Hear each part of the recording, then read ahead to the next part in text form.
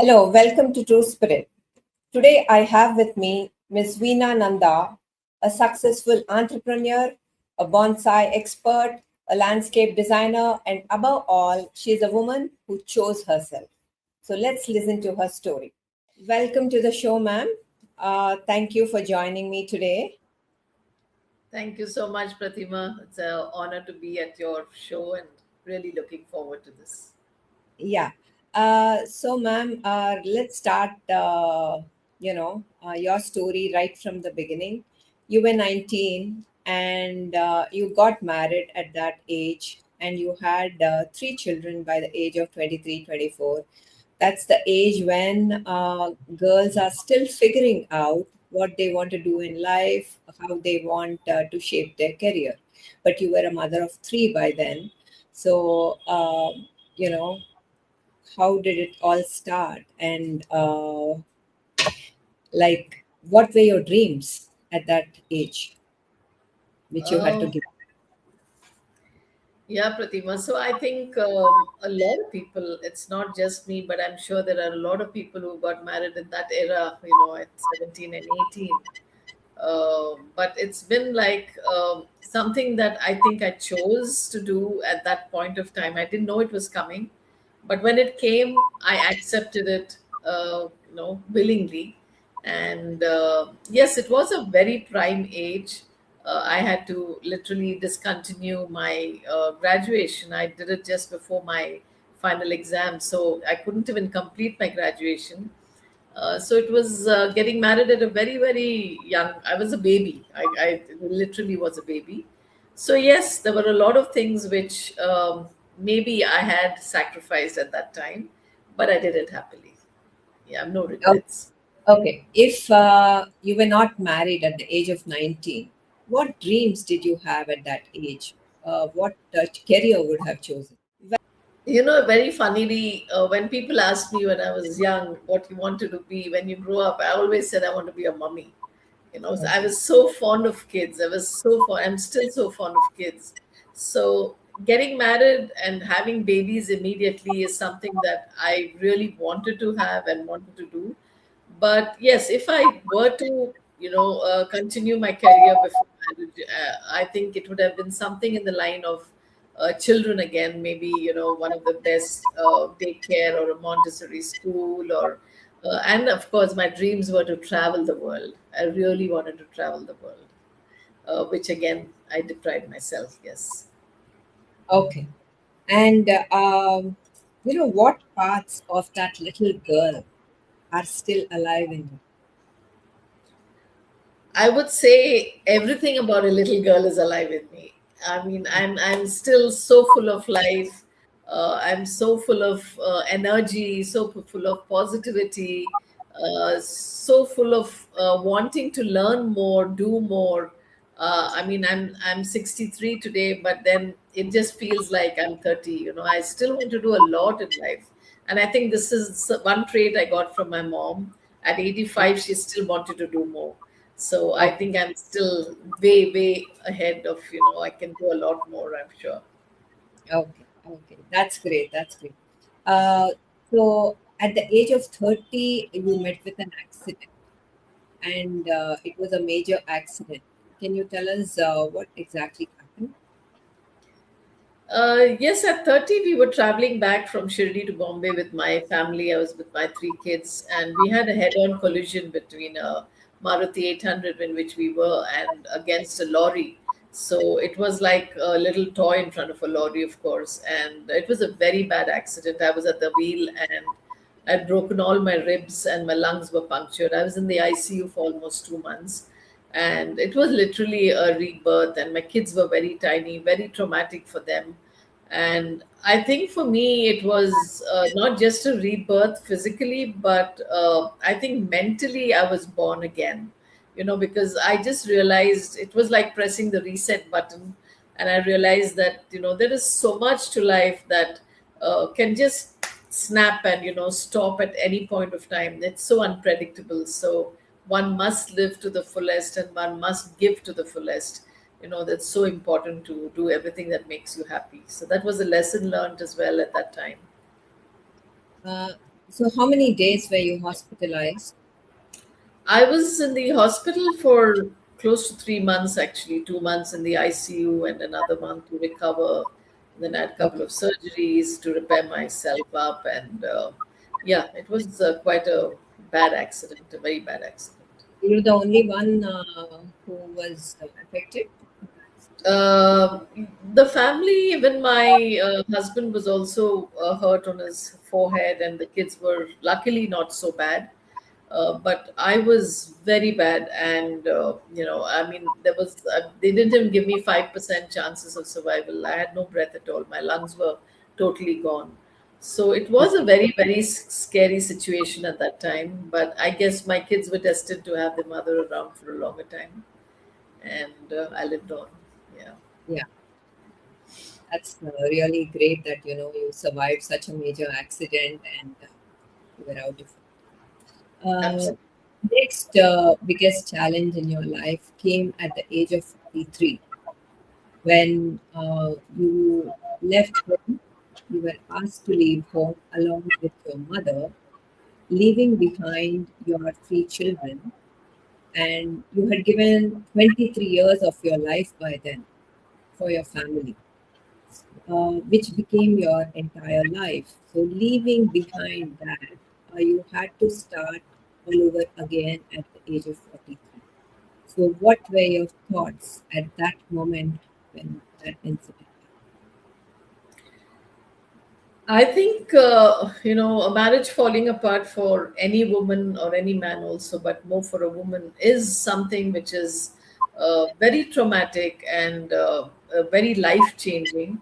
But again, it is something that one must take in the right stride if you want to actually overcome the challenges and survive that. So I think at that point of time, the scariest part of me, for me, was being an undergraduate. What next? Where will I go? I had never worked for 43 years of my life, so I had no work experience. I didn't even have a graduation certificate, and suddenly to be asked to leave home and start life from zero with a mother who was 80 years old with me as my responsibility. It was very scary, very, very scary. And yeah, definitely, I was maybe gutsy, or maybe I was pushed to a corner where I realized that if I don't give life a fight back, things are not going to happen. So I chose to give life a fight back. And yes, initially, literally, I'd say, thought my legs were just gone. I didn't have legs to walk. But very soon, I actually realized that I didn't have legs, but I had wings to fly. So I flew on very fast. Yeah, that was a good part. Yeah, that's more power to you. And usually, this is what I have observed at the age of 43, you started from scratch. And many people think it's too late to begin something new. Just after 35, just when they cross 30 or 35, this is what many women tell me. No, we are growing old. It's too late for me to start. But you started your career at the age of 43. So, how did you get your first job without an undergrad degree? So, Pratima, I would say, age is just a number. It's all about what you tell yourself about your age. The minute you say you're too old to do anything in life, automatically everything follows as per that. You say you're old, then you dress like you're old, you speak like you're old, your actions are like you're old. You keep company of the old. So everything follows that. So it all starts from your mindset. So it's very important. And 43, of course, at that time, I thought was too late in life, but I wasn't worried about it. Age was never a worry in my mind till today. Till today, age is never a worry in my mind. And at 43, I think anybody, going through a bad phase in life, I think we are all basically, we are in full right of living a good life and living a happy life.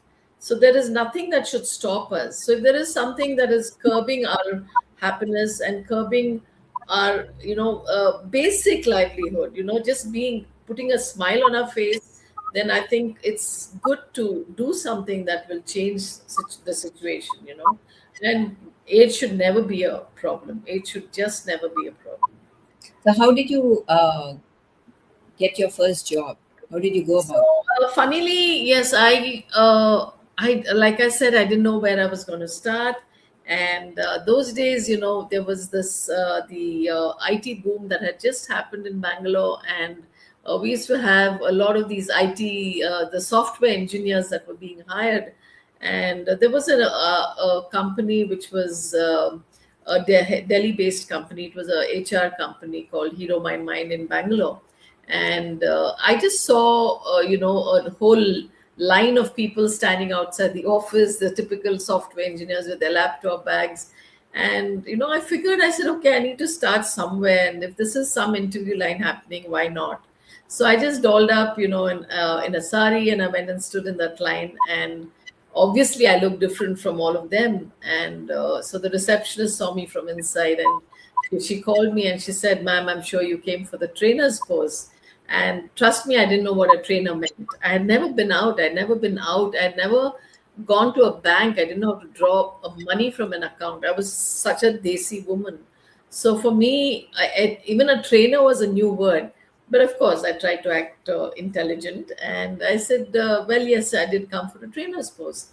So then she said, come back tomorrow. My MD will meet you. And then the next day, the MD, interviewed me, and he just, I don't know, he just said, his HR head has quit, and he wanted me to take over as the HR head in their own company, in spite of telling him I knew nothing about HR. And this word which I started hearing from then onwards was that it's not rocket science, you can do it.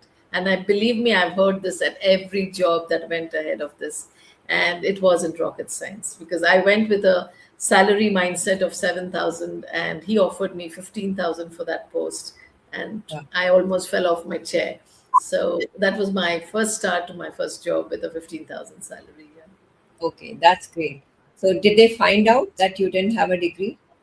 Well, yes, I didn't even know what the protocols of a company, because I'd never worked.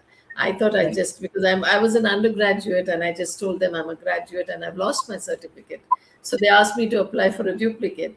And for 3 months, kept getting mails from the head office asking me to submit my certificate. And that's when I realized, wow, this is something serious. So I went and met the MD again, and I said, listen, I'm really sorry, but I'm not a graduate and I lied to you. But by then, they really liked my work. They were feeling very sad to let me go, but they had to follow the protocols. And so I had to leave that company and, and start again fresh. Okay, at that point of time, did you feel the pressure of going back to school or college and getting yourself a degree? Not really, Pratima, because somehow I'm not a very academic person. I'm not somebody who could even now think of sitting and studying. I'm far away from it, so I would not have thought of doing that. But I Okay. somehow had that inner strength, or the inner gut feeling that I don't need to be a graduate, and I know I can still make it in life. I know there is something for me, out there. I just need to get it. So I was very sure of that. You So believed before my graduation was never on the agenda. Yeah, so you believed in your conviction of, this. Absolutely, absolutely. Yes, I believe, and I still believe in it. Yes. Great. That's good. What was harder for you, learning and adapting to a new career, or starting uh, your life all by yourself? I think both went hand in hand. Okay. I wouldn't say this or that, because starting life fresh was very, very hard. I mean, without a job, and to be starting life, to be having the guts to start life with my mom with me, Yeah. wasn't easy at all. And of course, career path, I really didn't think would, just shoot off the way it did. Right. I think God was very kind. So both of them, both the fears were there, but luckily I managed both well. Now we keep hearing a lot of divorces happening, and they're happening at the rate is growing at an alarming rate. Yeah. The percentage is growing at an alarming rate, and we keep hearing, that people still judge uh, the woman more than the man. And in those days, it would have been even more. So, how did you put up with the criticism and people judging you? You all of that. How did you deal with it? Uh, well, if you talk about those days, yes, it was like a complete taboo to be separated, and people were scared to talk about it. People would shy away to say they're divorced. But I just did not fear the social. I did not have the social stigma at all. From the beginning, I never feared the world. I've been like, I always thought to myself one thing, that if I know, because it's never right when you're trying to narrate your story to somebody, and for that somebody to judge whether you did right or wrong, because the person is still hearing only one side of the story, right? So the only judge, the true judge, can be yourself, because only you know what really happened, only you know what you did and what the other person did, because you may have also goofed up in a lot of ways. We are all human. So you know what was right and what was wrong. So it is, you are your best judge, right? So it is very important. For me at that time, I didn't really care about what the world thought. I knew that I had given my 100% best as a wife to the house and as a mother to my children. So there was nothing that was lacking in that area. So I said, if I'm going on to changing my life and doing something else now, again, I am responsible.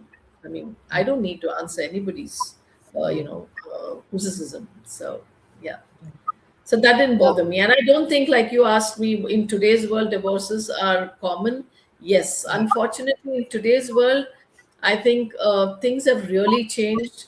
It's a lot more easier to come out of marriages, which I would say is not a good thing. It's actually also a bad thing, because people don't. The tolerance levels have really come down. Children do not want to put up with anything. The smallest of the situation, right, the easiest way out is an exit from the right, marriage, which is also not good, and the exposure is also so much now. right, But I think people should make an effort to make things work. Marriage is beautiful, in spite of what I've gone through. I still right. say marriage is beautiful if you make it work. Yeah. Okay, after your first job as a HR, where did you move on? And, now you are the founder of the first boutique garden, Sunshine. Between my HR and Sunshine, there was a long roller coaster ride, I would say, Okay, which I went through, which was very very fascinating, because I started as an HR by default, and when I came back to square one when they asked me to leave, I was wondering what to do, and I just managed to get an opening in a PR company, which was again completely by default. I knew nothing about PR, and I met the lady who had come down from Delhi, who was the managing director, and she asked me a couple of questions, which was absolutely new to me as PR. But still, I was gutsy enough, and I said, I will take it up and I will learn what it is. In fact, she asked me a simple question as, are you tech savvy? And trust me, at that time, I didn't know what tech savvy meant. I just said yes, and then I realized what it was, and I went and did a crash course in app tech, made sure I learned computers, and I joined them to head the south operations. And wow, so my salary moved on from 15, I went on to 22,000. and okay, uh, and in no time, I think in about 6 months, through Times of India, I was pulled into another large agency, which is Pan India, which operations, and okay, I set up the PR for them. And again, okay, my salary doubled up there. And right, I worked there again for maybe hardly about 7 8 months. And right, one of my clients, took me away as a vice president of an aviation company. right. So I moved on to becoming that. I did very well there as well.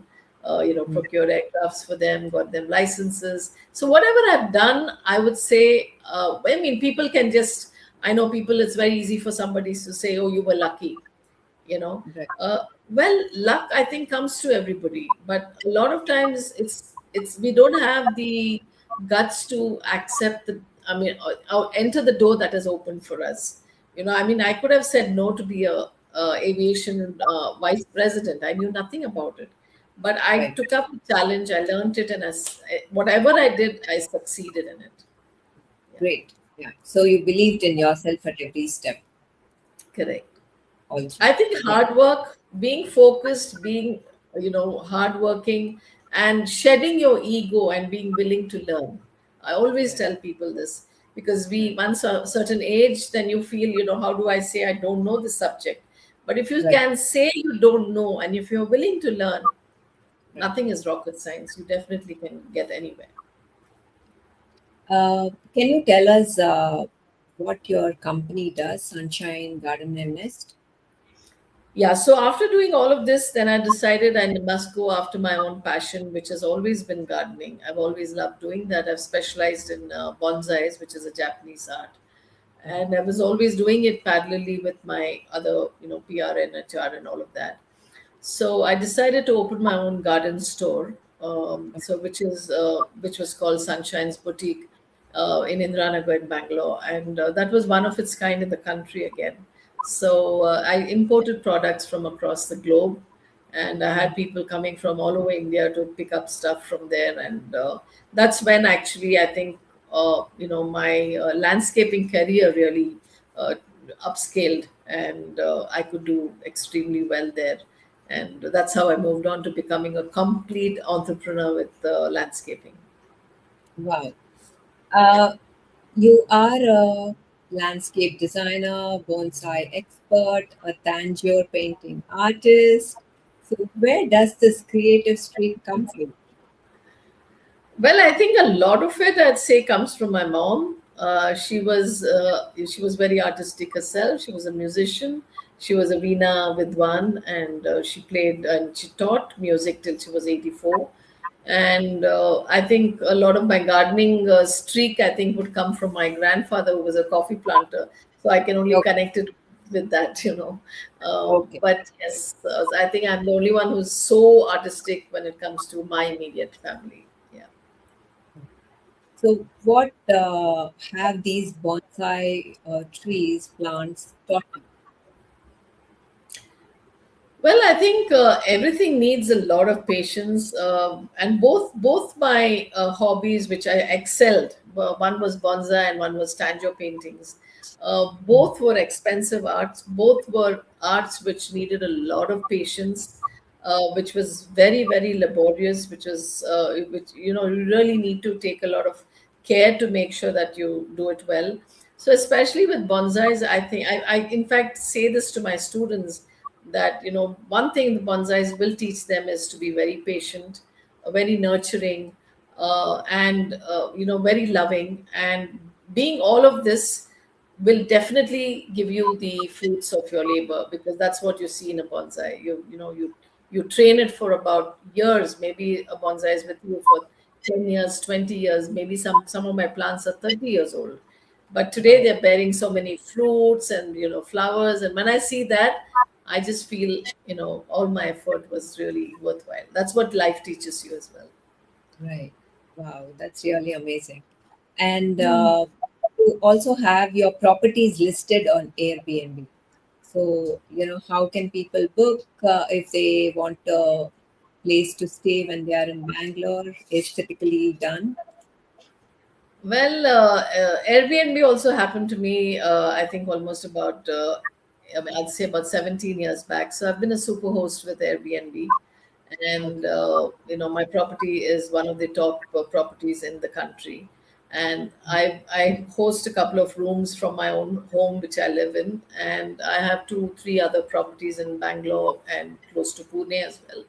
So these properties are listed on Airbnb. They could even reach out to me directly, and they can book through Airbnb. So I have people coming from across the world, a lot of them, and in fact, I was one of the sponsored hosts to go for their global conference just before the COVID, which happened in LA in US, and Okay.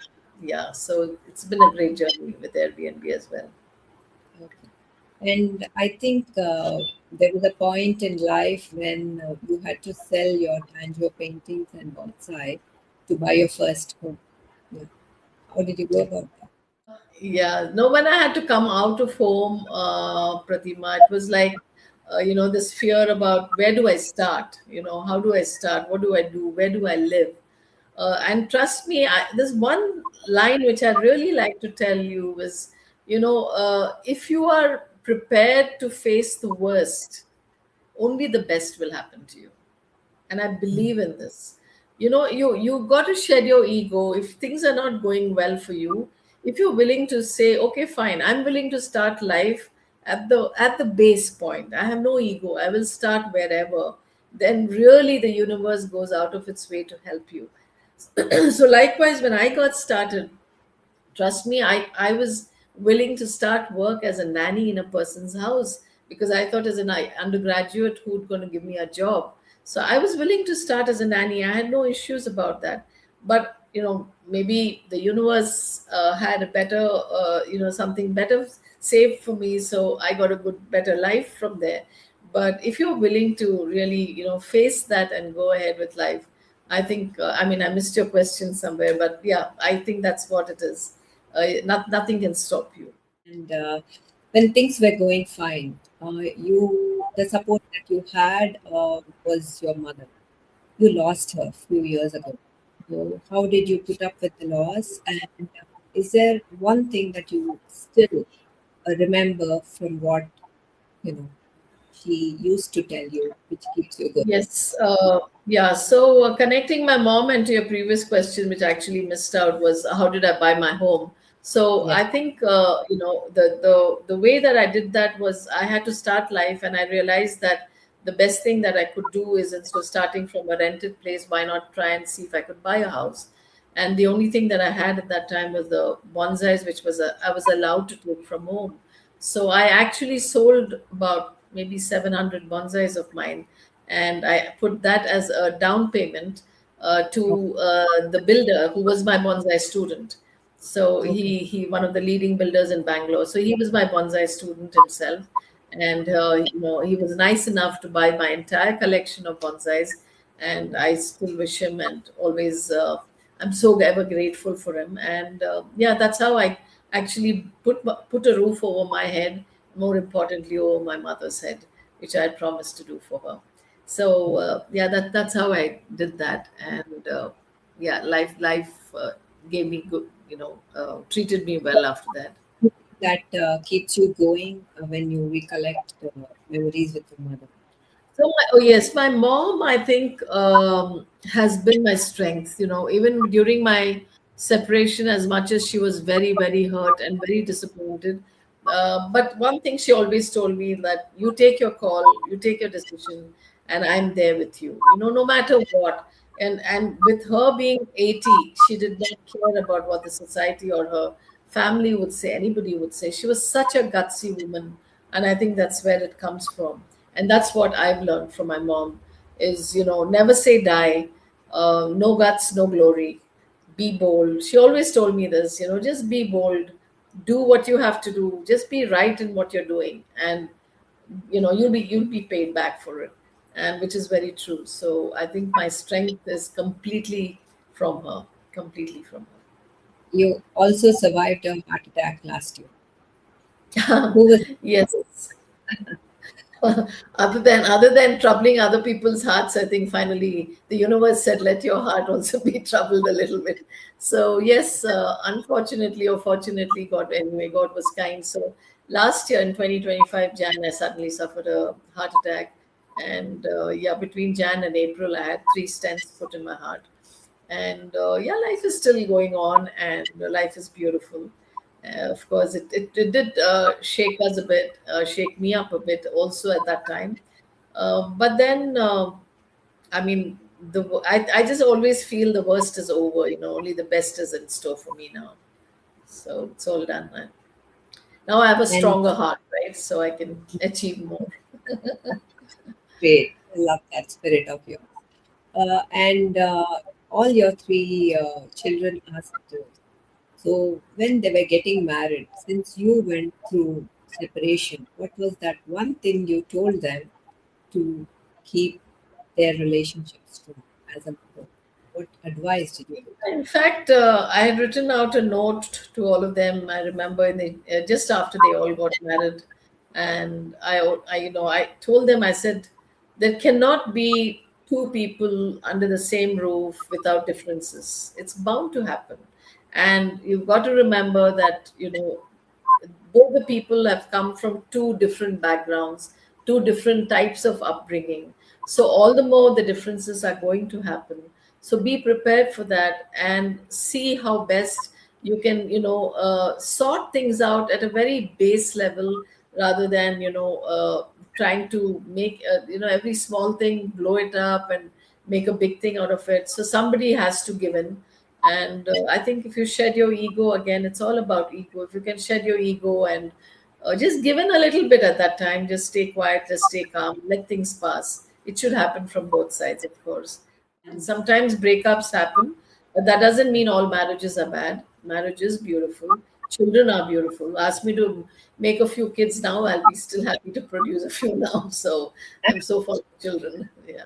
Yeah, and there are a lot of apps nowadays in almost every metropolitan city organizing networking events for singles in their 40s, 50s, 60s.